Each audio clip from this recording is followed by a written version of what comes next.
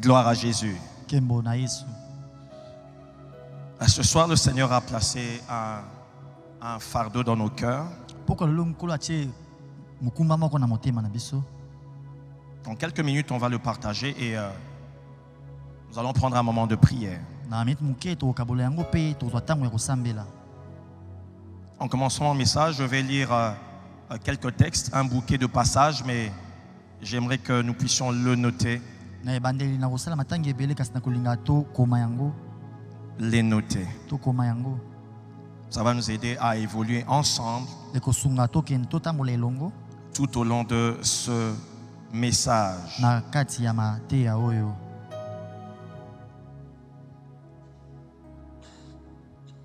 Un cœur transformé. Un cœur transformé. Un cœur transformé. C'est le thème et la pensée que le Seigneur a placé dans nos cœurs ce soir. Et ma prière est que dans cette merveilleuse session de Bolingo Makasi, Bolingo Yamakasi, que le cœur de quelqu'un se rapproche davantage du Seigneur. J'aimerais dire à quelqu'un ce soir, le Seigneur a besoin de ton cœur. Jésus a besoin de ton cœur. Amen. Amen. Nous sommes dans Genèse 22 du 1er au 5e verset.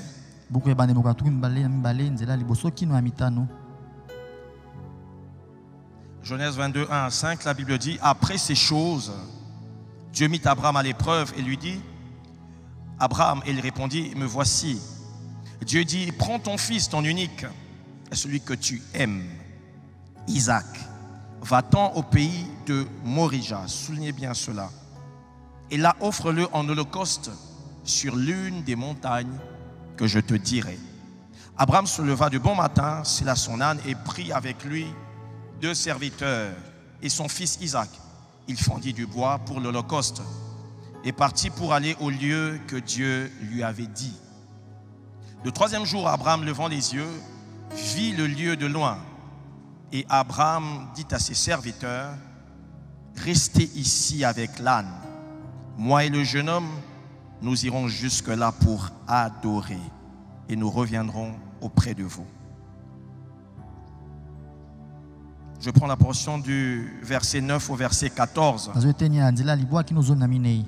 Lorsqu'ils furent arrivés au lieu que Dieu lui avait dit, Abraham éleva un autel et rangea le bois. Il y a son fils Isaac et le mit sur l'autel par-dessus le bois. Puis Abraham étendit la main et prit le couteau pour égorger son fils. Alors l'ange de l'Éternel l'appela des cieux et dit: Abraham, Abraham. Et il répondit: me voici. L'ange dit: n'avance pas ta main sur l'enfant et ne lui fais rien, car je sais maintenant que tu crains Dieu et que tu ne m'as pas refusé ton fils, ton unique. Abraham leva les yeux et vit derrière lui, soulignez bien cela, il vit derrière lui un bélier retenu dans un buisson par les cornes. Et Abraham alla prendre le bélier et l'offrit en holocauste à la place de son fils. Abraham donna à ce lieu le nom de Jéhovah-Jireh. C'est pourquoi l'on dit aujourd'hui: à la montagne de l'Éternel il sera pourvu. Matthieu 26, 6 à 13. Comme Jésus était à Béthanie, dans la maison de Simon le lépreux, une femme s'approcha de lui, tenant un vase d'albâtre qui renfermait un parfum de grand prix. Retenons bien cela, un parfum de grand prix. Et pendant qu'il était assis à table, elle répandit le parfum sur sa tête. Les disciples, voyant cela, s'indignèrent et dirent: à quoi bon cette perte? On aurait pu vendre ce parfum très cher et en donner le prix aux pauvres. Jésus, s'en étant aperçu, leur dit: pourquoi faites-vous de la peine à cette femme? Elle a fait une bonne action à mon égard, car vous avez toujours des pauvres avec vous, mais vous ne m'avez pas toujours. En répandant ce parfum sur mon corps, elle a fait pour ma sépulture. verset 13. Je vous le dis en vérité, partout où cette bonne nouvelle sera prêchée, dans le monde entier, on racontera aussi en mémoire de cette femme ce qu'elle a fait. Amen. Il s'agit de l'histoire d'Abraham, nous l'avons compris. Dieu va appeler Abraham pour faire de lui une référence. Mais ça passera par un processus. Il commencera par lui dire, Abraham, quitte ta parenté, quitte ton milieu habituel et va dans le pays que je te montrerai. Abraham va quitter. Et Abraham va recevoir une promesse importante de la part du Seigneur parce qu'il était stérile, comme nous le savons. Mais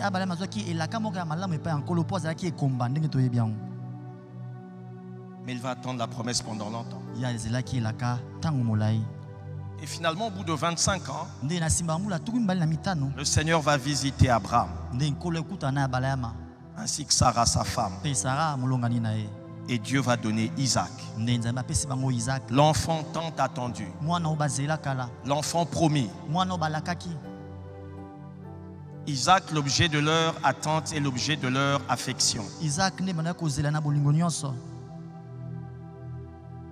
Et pendant qu'Abraham est en train de jouir d'Isaac, de la visitation de Dieu, Dieu va dire à Abraham, Abraham, j'ai besoin d'Isaac.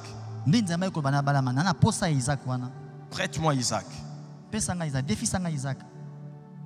Abraham a le cœur serré. Vous savez, il y a des promesses de Dieu, lorsqu'elles se réalisent, on a l'impression qu'elles sont appelées à demeurer indéfiniment. Et il y a aussi des requêtes que Dieu nous fait. Il n'y a pas que nous qui faisons des requêtes à Dieu. Dieu va faire une requête à Abraham. Abraham, j'ai besoin d'Isaac. Je prie que pendant ces 30 jours, que quelqu'un comprenne les requêtes de Dieu.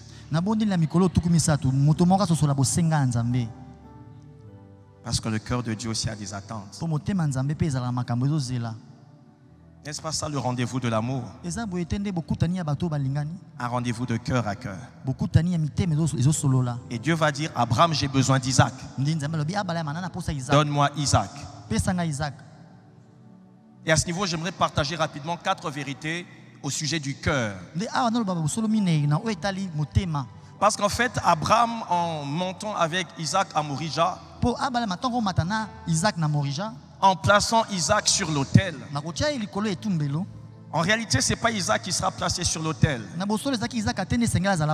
C'est le cœur d'Abraham qui sera placé sur l'autel de l'obéissance et du sacrifice. La première vérité que j'aimerais partager avec nous, le cœur de l'homme est naturellement instable. Le cœur de l'homme est naturellement instable. Dans Jérémie 17 au verset 9, le Seigneur dit, le cœur est tortueux par-dessus tout et il est méchant. Qui peut le connaître? Le cœur est tortueux par-dessus tout et il est méchant. Qui peut le connaître? Et la version Martin dit, le cœur est rusé et désespérément malin par-dessus toute chose.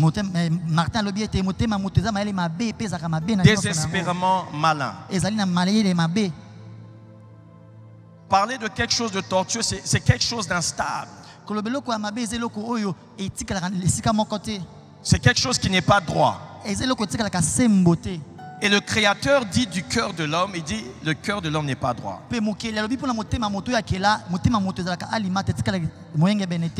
Voilà pourquoi facilement la personne avec qui tu étais en bon terme hier, subitement, sans en comprendre les raisons, la personne se met à te bouder. Tu as déjà rencontré ça ici? Vous étiez en bon terme.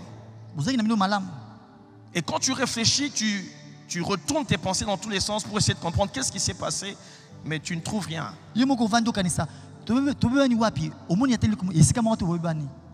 En fait, tu ne trouves rien parce qu'il n'y a rien. C'est simplement que le cœur de l'homme est naturellement instable. Une personne qui te voit passer, il y a Kota Angate, hein? Celui-là, il ne me plaît pas, celui-là. Fier. Il est trop fier. Et quand tu apprends ces propos, tu essaies de réfléchir. Quelle position j'avais pris, quel geste j'avais fait. Tu ne trouves pas. Pourquoi? Il n'y a rien. C'est le cœur de l'homme qui est instable. Le Créateur le dit.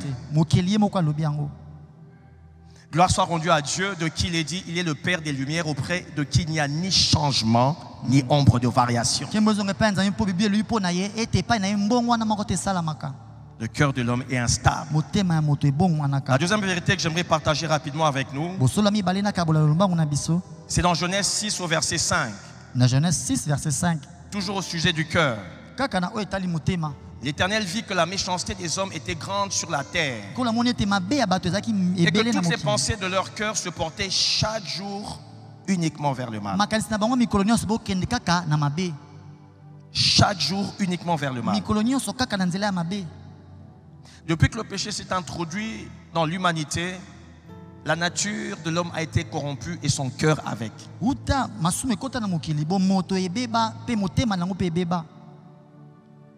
Il y a un philosophe qui a dit que l'homme naît bon, mais c'est la société qui le rend mauvais.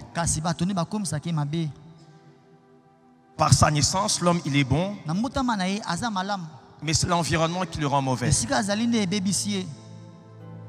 Selon les philosophes et selon la sagesse humaine, c'est correct.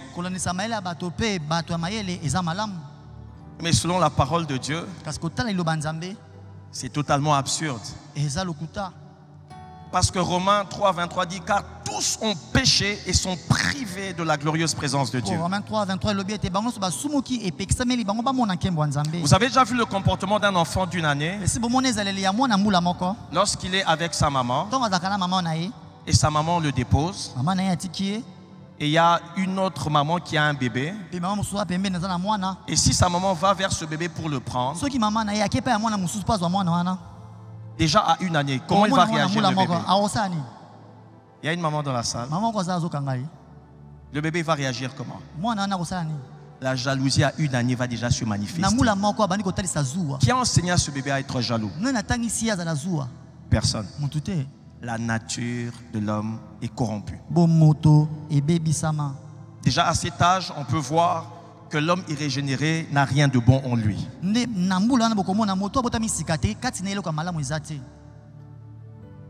y a même ce célèbre, cet adage en lingala qui dit Babuta kamwa nakasi motemati. On met au monde l'enfant, mais ce n'est pas son cœur. La troisième vérité que j'aimerais partager avec nous rapidement, dans Jérémie 10, 17 au verset 10, Dieu dit, moi je sonde les cœurs et j'éprouve les reins. Je sonde les cœurs. Je vérifie ce qu'il y a dedans. Plaise à Dieu que pendant ce temps, que tout ce qu'il y a de compliqué dans les cœurs disparaissent pour être authentiques devant Dieu. J'aimerais insister, la cible de Dieu c'est ton cœur. La cible de Dieu c'est ton cœur. Et Dieu dit, moi j'explore, j'examine ce qu'il y a dans le cœur. Voilà pourquoi il pouvait dire par la bouche du prophète Ésaïe, ce peuple m'honore du bout des lèvres, mais son cœur est loin de moi. Pourquoi? Parce que quand Dieu regarde quelqu'un en train de chanter, en train de célébrer, il n'y a pas que le son de sa bouche qui intéresse Dieu, mais Dieu regarde le son de son cœur.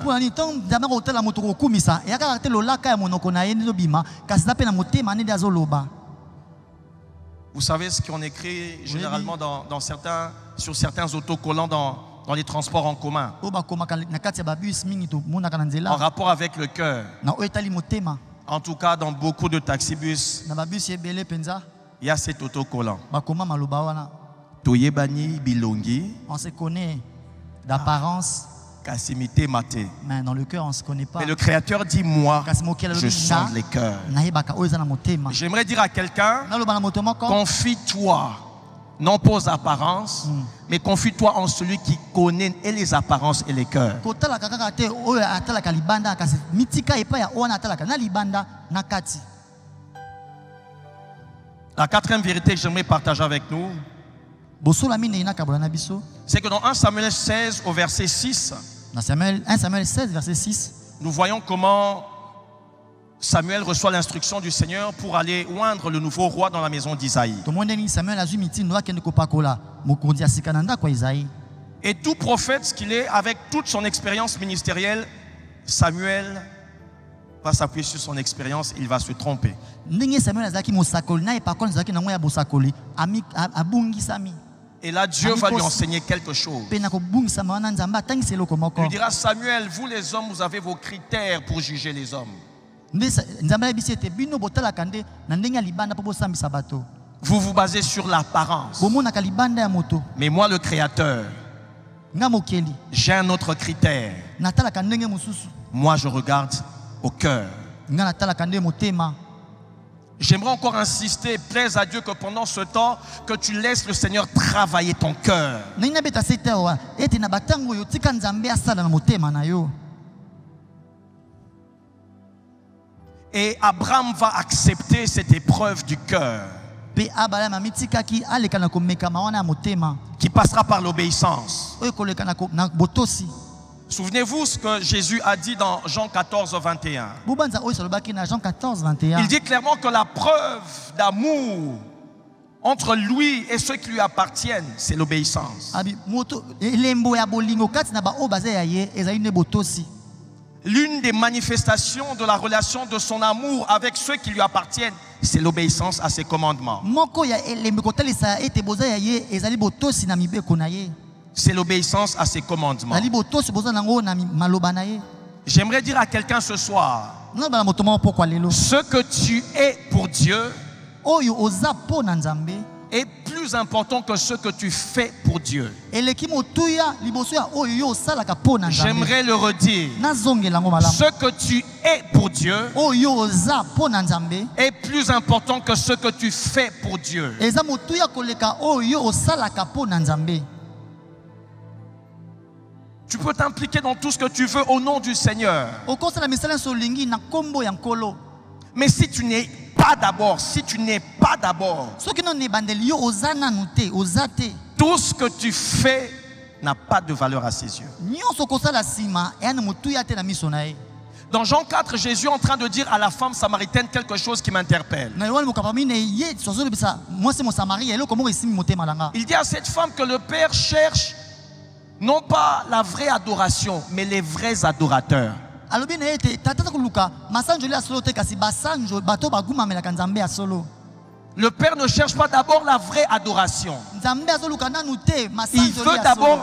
Il veut d'abord localiser le vrai adorateur. Alingan amona mogumba meli ya solo. Parce qu'il sait que s'il localise le vrai adorateur, Po ayebi so akote na moto asanjo la ka solo. sans effort, Akosala makasi te. comme conséquence, Ekozwa lokola mbano. c'est la vraie adoration qui sera manifestée. Masanjo le asolo nde kobima sima nango. Ce que tu es pour Dieu Oyo za po na a nzambe. plus de valeur que ce que tu fais pour Dieu. Eza na motuya koleka nyonso oyo salela. J'aimerais dire à quelqu'un, naloba na moto moko. sois authentique avec Dieu. Zala moto ya solo na nzambe. Sois authentique avec Dieu. Zala ya solo na nzambe. Et Dieu va mettre Abraham contre mur. Pe nzambe akomisi abalema na suka. Il va dire, Abraham, allons quelque part. Abi abalema toki esika moko. J'ai des choses à t'enseigner. Nana makambo nini atangisa yo. En réalité, ce test, cette épreuve, Na bosolo komekama wana. avait une importance particulière d'abord pour Abraham. Motuya nango zaki ya bopeke nanu po na abalema ye moko. Parce que Dieu, il est omniscient. Po nzambe ayebi nyonso. Mais Dieu devait amener Abraham à une dimension, il devait savoir ce qu'il y a au-dedans de lui. Oh, j'aime cette prière du psalmiste dans le psaume 139, quand il dit sonde-moi. Il dit check-moi, vérifie, examine-moi.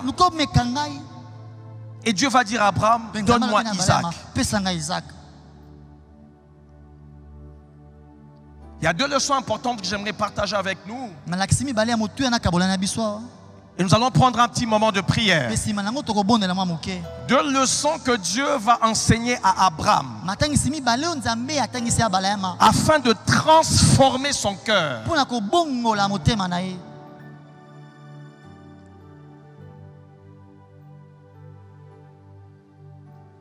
Et je crois que ces leçons, elles sont aussi valables pour nous aujourd'hui. Un voyage qui fera 3 jours. Je peux imaginer Abraham pendant ces 3 jours en train de marcher, peut-être en train de réfléchir, peut-être en train de se dire je peux encore faire demi-tour. Et j'imagine Isaac de l'autre côté qui se dit mais on va où comme ça? Ils avaient le temps de se retracter, mais ils ont avancé. Et Dieu va enseigner à Abraham 2 choses importantes afin de transformer son cœur. La première leçon, c'est que dans la vraie adoration, c'est Dieu qui fixe toutes les règles. Dans la vraie adoration, c'est Dieu qui fixe toutes les règles. Dieu va dire à Abraham, il y a 3 éléments dont j'ai besoin. Premièrement, j'ai besoin d'Isaac, l'offrande. La deuxième chose, je veux que tu m'offres Isaac dans un format particulier. Que tu me donnes Isaac en holocauste. Mais tu ne me donneras pas Isaac n'importe où. Tu le donneras à Morija. C'est Dieu qui fixe toutes les règles. Parlons rapidement d'Isaac. Dieu est en train de dire à Abraham, donne-moi ton fils, ton unique. Dieu va amener Abraham contre mur en partant des choses qui sont apparemment générales, mais il va le coincer en amenant vers des choses particulières. Il dit, donne-moi ton fils. Il aurait pu dire, Ismaël aussi c'est un fils. Mais Dieu dit, ton unique. Elle aurait pu rajouter, mais même Ismaël est fils unique chez Agar. Mais Dieu va révéler à Abraham que moi je sonde les cœurs. Il va ajouter une précision qui va confirmer à Abraham que Dieu sait ce qu'il y a dans son cœur. Pas n'importe quel fils unique. Celui que tu aimes. L'objet de tes affections. Isaac.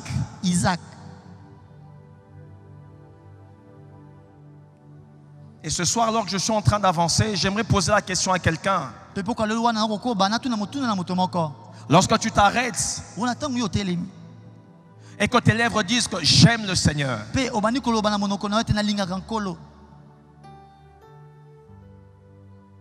est-ce conforme avec ce que tu ressens dans ton cœur?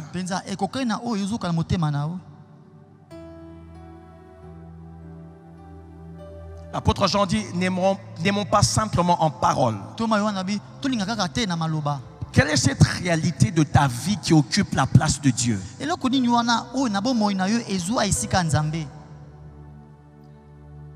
Est-ce ton travail, ton nouveau travail?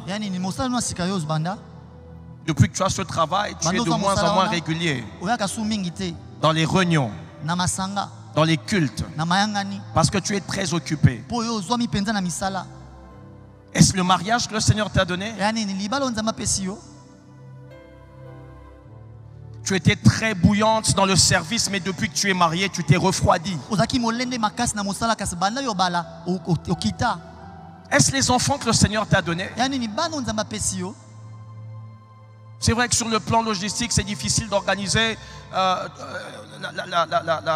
garde des enfants, mais c'est devenu comme un refrain. J'ai pas pu à cause des enfants. J'ai pas pu à cause des enfants. Qu'est-ce qui a pris la place de Dieu dans ton cœur? Quel est ce Isaac qui a commencé à remplir la place de Dieu dans ton cœur?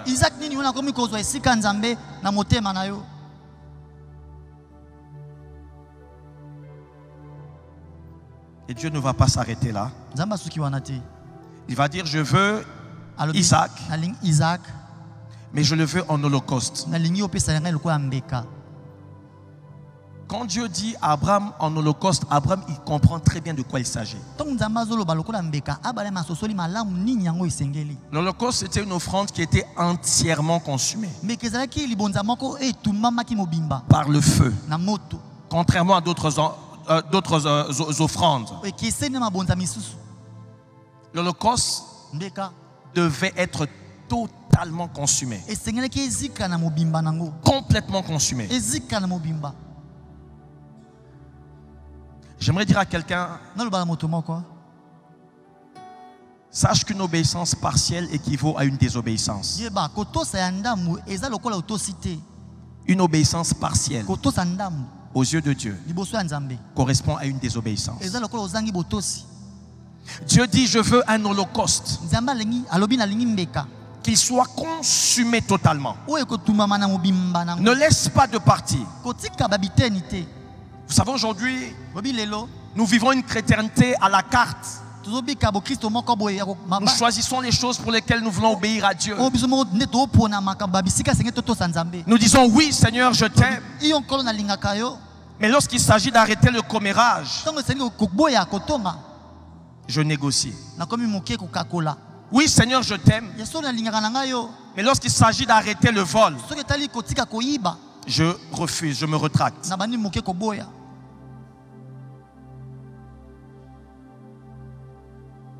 Vous savez, lorsque vous allez dans un restaurant, vous ne mangez pas n'importe quoi. On vous donne une carte et vous dites au serveur, je veux ça. Je veux un shawarma mais sans piment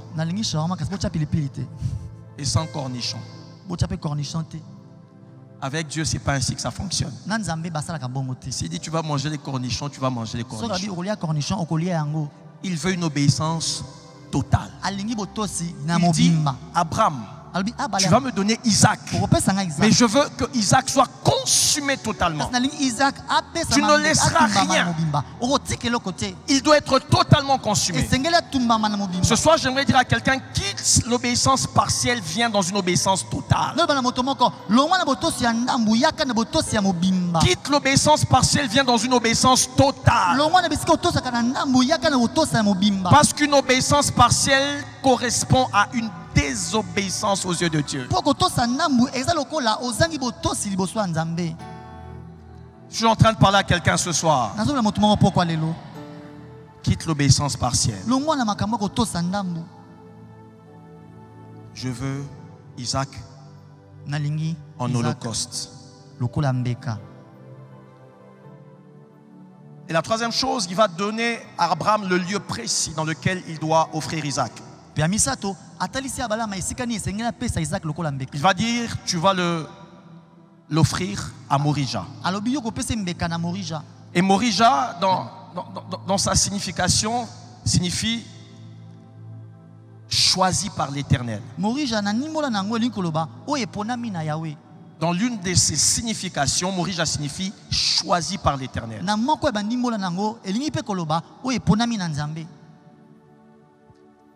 Si tu offres Isaac en dehors de Morija, il n'y aura pas de provision pour toi.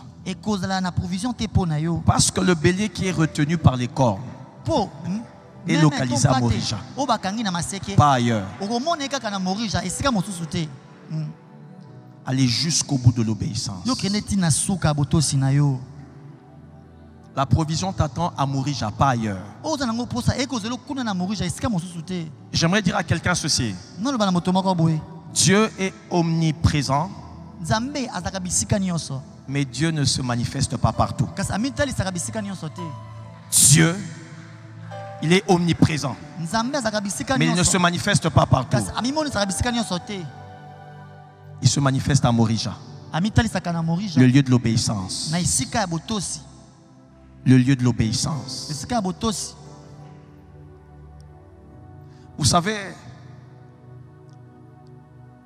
chacun de nous, Webi moko na moko na biso.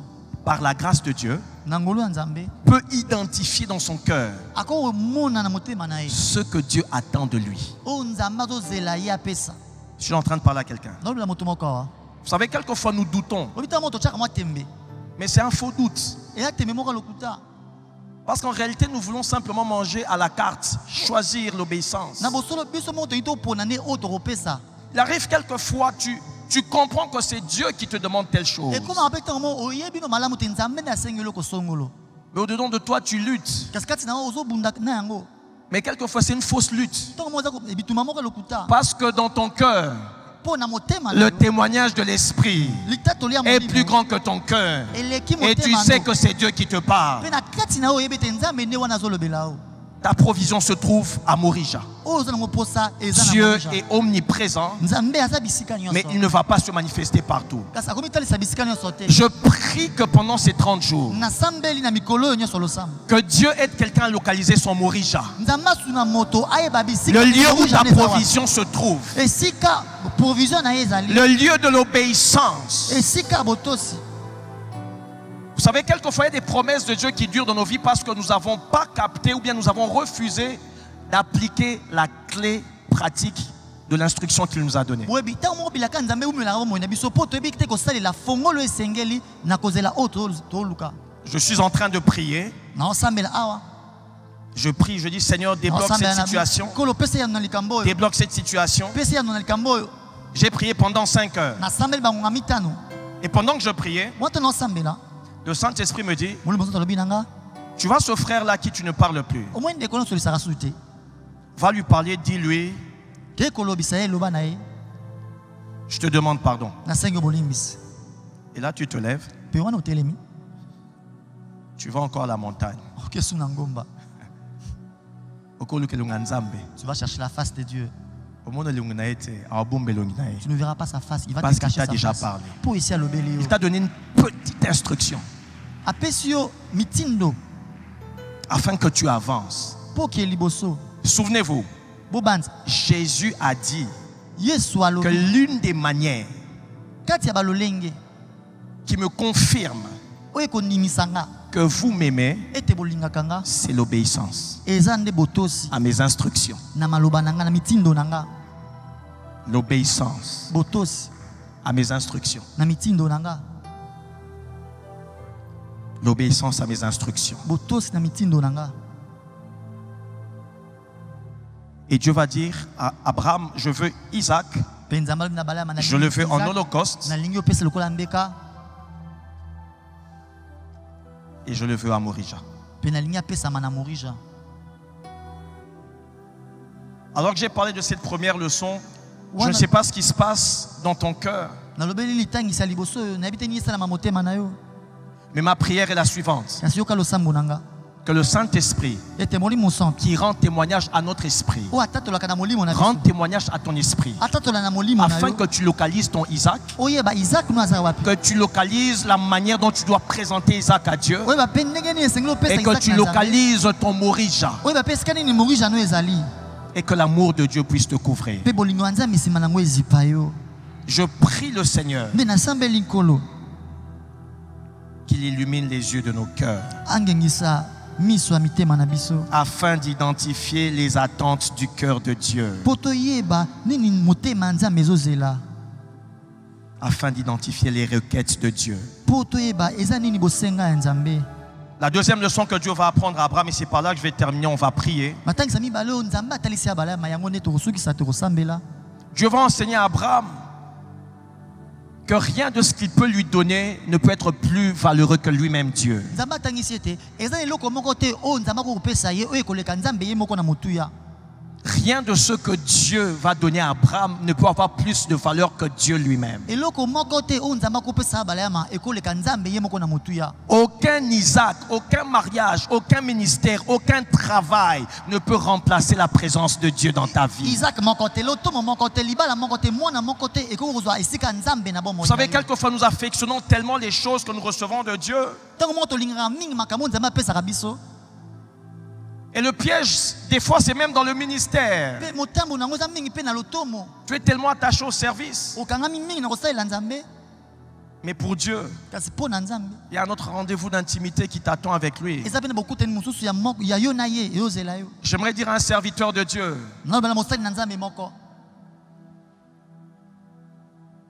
si tu laisses le service t'envahir, au point de ne plus avoir le temps de l'écouter intimement. Pas d'abord pour le ministère, mais pour votre communion. Tu risques de te retrouver à un moment donné où tu avances sans lui. C'est un piège. Rien de ce que Dieu nous donne ne peut avoir plus de valeur que sa présence.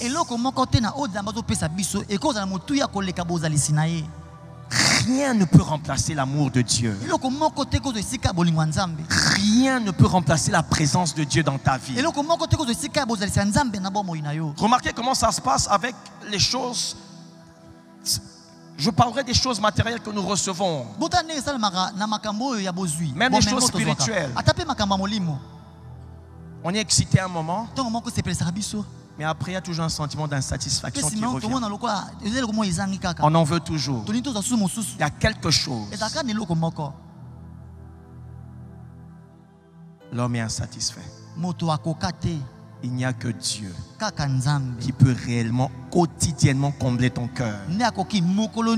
Aucune victoire, aucune réalité, aucune conquête ne peut pleinement satisfaire ton cœur. Sinon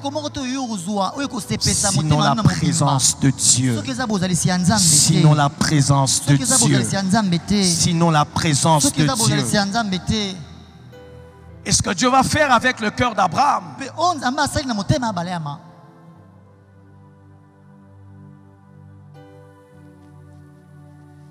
il va dire à Abraham, j'ai besoin de ton cœur. Dans cette dimension d'obéissance, Dieu va amener Abraham dans une dimension de dépendance et qui va déclencher une sensibilité prophétique particulière.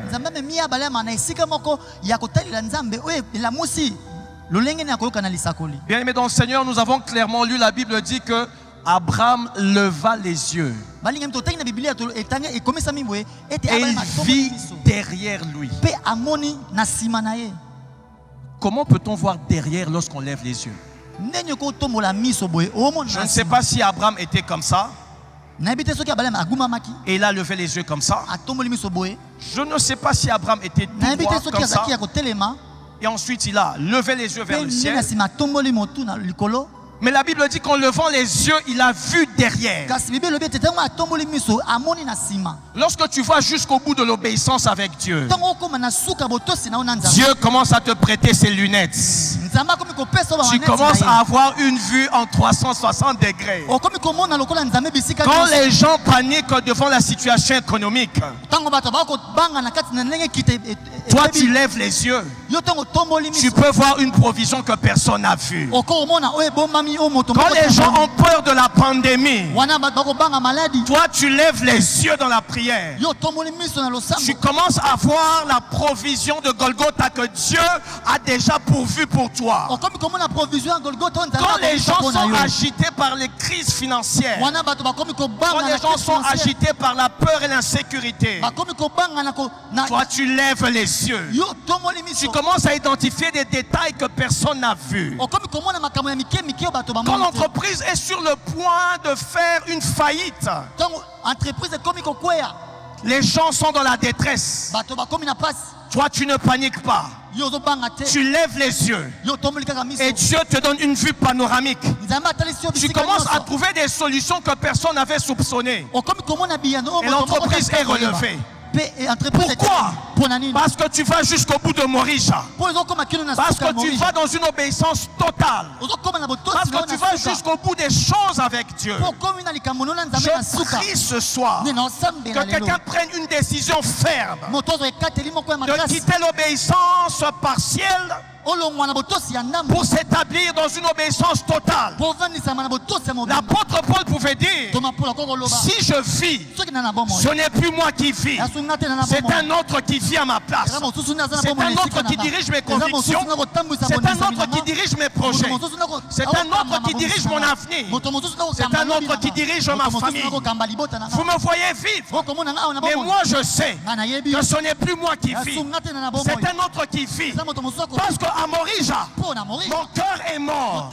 J'ai donné mon cœur à Dieu. J'ai livré mon cœur à Dieu. Si autrefois Abraham pouvait regarder Isaac pour dire c'est le résultat de ma foi, de ma persévérance. Avant Morija, Abraham pouvait regarder Isaac comme un trophée, une victoire. Mais lorsqu'il va à Morija, désormais il ne regarde plus Isaac de la même façon. Son regard sur Isaac a changé. Ce qu'il considérait comme un acquis, comme un triomphe, il le regarde différemment. Désormais, s'il pouvait apprécier Isaac pour dire quel bel enfant, quel enfant intelligent, il fait ma fierté. Il fait ma fierté. Mais désormais, il ne s'arrête plus à dire il fait ma fierté. Quand Abraham dit Isaac fait ma fierté, Abraham conclut par se mettre à genoux pour dire il fait ma fierté, mais toi tu fais plus ma fierté qu'Isaac. Parce qu'il a compris que Isaac n'est pas un acquis définitif. Parce qu'il a compris que Dieu peut lui redemander Isaac à tout moment. Parce qu'il a compris que rien ne peut prendre la place de Dieu dans son cœur. Parce qu'il a compris qu'aucune obéissance partielle ne peut l'amener dans cette dimension prophétique. Parce qu'il a compris que si je vis, ce n'est plus moi qui vis, mais c'est lui qui vit en moi. Il n'a plus de vie. Avant d'aller à Morija, Abraham avait des projets sur Isaac. Il disait il va faire telle étude, il sera un grand homme dans la société. Mais quand il vient de Morija, Abraham dit si Dieu le veut, si Dieu fait grâce, il est brisé. Il est brisé. Il n'a plus de victoire. Sa seule victoire, c'est la présence de Dieu. Sa seule victoire, c'est la dépendance à Dieu. Je peux imaginer Isaac en train de descendre avec Abraham. Ils se regardent. Quelque chose s'est passé entre eux deux. Ils ont compris que rien n'est acquis. La seule chose qui est acquise, c'est la présence de Dieu dans ma vie. Prenez-moi tout ce que vous voulez. Les habits, les comptes en banque, les positions. Mais laissez-moi Jésus. Laissez-moi le Saint-Esprit. Il n'y a rien qui a plus de valeur. À Morija, on commence à comprendre que l'amour de Dieu se traduit d'abord par une obéissance totale. Ce soir, y a-t-il quelqu'un qui veut prier pour son cœur? Y a-t-il quelqu'un qui veut dire Seigneur, il est possible qu'il y ait encore des zones d'ombre dans mon cœur. Il est possible que je sois encore quelqu'un qui mange l'obéissance à la carte. Il est possible que je sois encore en train de sélectionner le menu que je veux pour ma marche chrétienne. Il a dit aimez vos ennemis. Ce n'est pas une option. C'est un ordre. Même quand je regarde cette personne qui m'a fait du mal, dans mes émotions humaines, j'ai le cœur serré. Mais à cause de l'amour de Dieu qui a été répandu dans mon cœur par le Saint-Esprit, je dis Nzambe pambolaye. Nzambe pambolaye. Et ce n'est pas une formule religieuse. C'est quelque chose qui vient du cœur. Parce qu'en réalité, ce n'est plus moi qui vis. C'est Christ qui vit en moi. Là où tu es, je t'invite à te tenir debout. Ou prends la position qui te convient le plus.